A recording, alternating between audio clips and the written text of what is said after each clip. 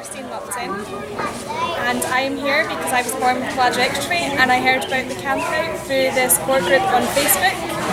Being here, I realised how amazing it is to see so many people with a similar condition come together and share experiences, because this just doesn't happen back home. It's incredible. It's so unusual for me to see people with a similar condition sort of come together and just chat to each other and share experiences and sort of support each other. It's nice to see it happening because it never happens in Britain. Coming over to America from Scotland is surreal, and I've been here for 3 days and I don't think it's sunk in yet. But the culture already seems quite different, but it's just everything about it is incredible. I walk away from everybody and think, wow, they're just lovely. So I can't believe I'm here. I've been to 5 states in 3 days, which I never ever thought I could say I'd do. So I'm so excited. I'm still in such a high from being here.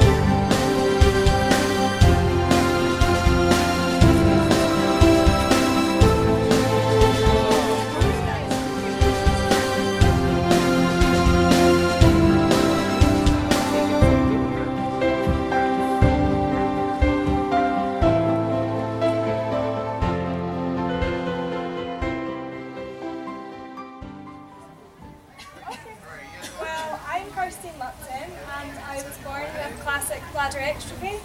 I was treated down south, down in London, at a hospital called Great Ormond Street Hospital. I had a lot of bad luck back home in Glasgow. The surgeons didn't really know what they were doing, but didn't really want to admit that they didn't know what they were doing. So a lot of what they were doing was guesswork, but I will probably have more time to tell you that. Stop rolling.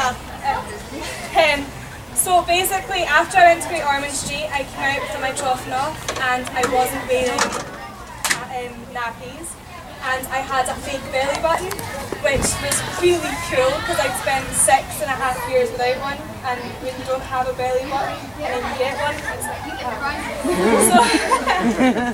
so after that I kind of thought, these guys have totally changed my life and I want to give back to them and help them, kind of help other kids.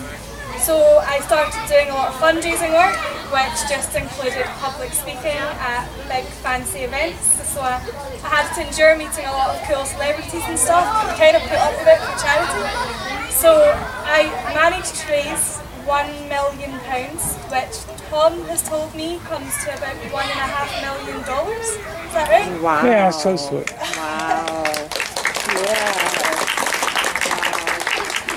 After I raised that, one of the fundraisers from the hospital got in touch with this big sort of awards ceremony that happens every year, and it's called Pride of Britain, and the idea of it is kind of giving back to ordinary people who sort of overcome something challenging and do something positive with it. So I luckily managed to win it, and after I won it, Richard Branson from Virgin got in touch and asked if he would publish a story about my life. So we agreed on the basis that any profits that go to the book go straight to the hospital, because my family didn't want to kind of make money from my stories. We thought we'll make it into something positive. She's competing with the So basically we agreed to write the story on the basis that all the proceeds from the book go straight to Great Ormond Street, and my family didn't want any money. We wanted to do something positive with the story, and as well as kind of helping out people with quadrilogy, we thought if it's a way of making more money, then go for it. So what happened was we had a ghostwriter come and interview the whole family intensely for days, and it was serious, intense, one-on-one interviewing.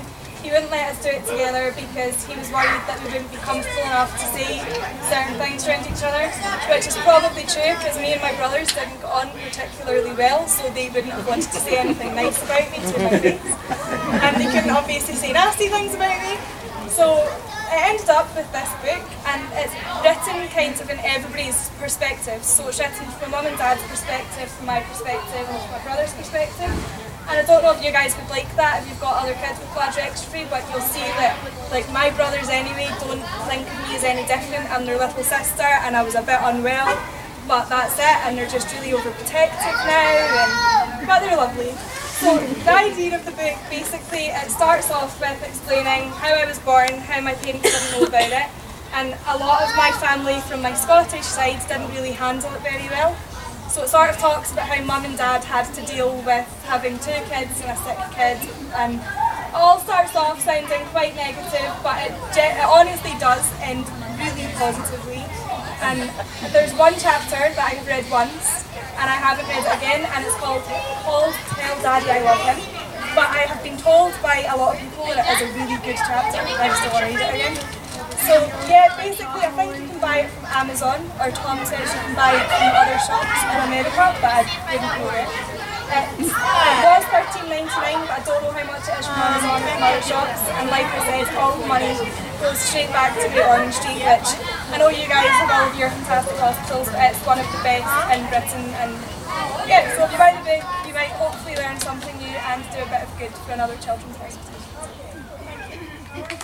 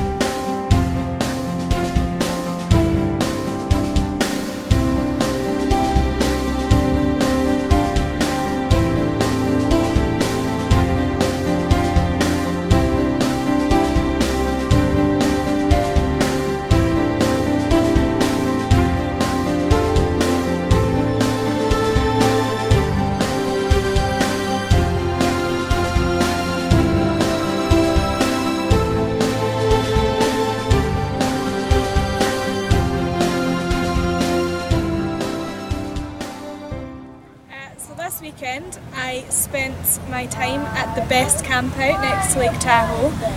It was bigger than the Campout last weekend, but it was so different, they're not comparable. I actually surprisingly learned so much more about myself and about bladder exstrophy than I had expected. I came here thinking I knew everything that there was to know because I'd grown up with it and everybody must have gone through the same thing as me. But I have quickly found that a lot of what I know is quite outdated, and there's a lot of new modern theories, and just seeing all the younger children and how they're dealing with it now is incredible.